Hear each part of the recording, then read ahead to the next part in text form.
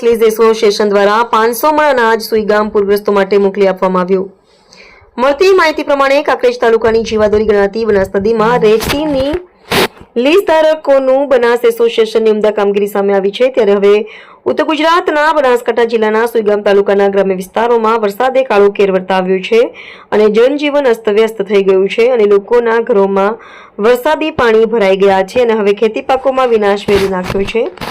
ત્યારે હવે જુદી જુદી સંસ્થાઓ અને બનાસકાંઠા જિલ્લા વહીવટીતંત્ર દ્વારા યુદ્ધના ધોરણે પૂરગ્રસ્ત વિસ્તારોમાં લોકોને મિનરલ પાણીની બોટલો અને ફૂડ પેકેટની વ્યવસ્થા કરવામાં આવી રહી છે।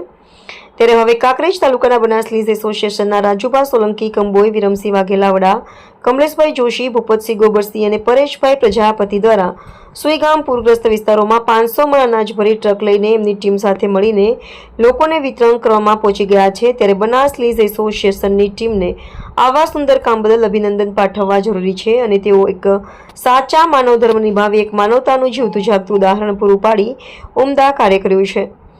અને હવે આ રીતે સુઈગામ તાલુકાના પૂરગ્રસ્ત વિસ્તારોમાં લોકોની સેવા આપતી દરેક સંસ્થાઓ અને બનાસકાંઠા જિલ્લા વહીવટીતંત્ર સહિત ગુજરાત સરકારને પણ લોકો આભાર માની રહ્યા છે।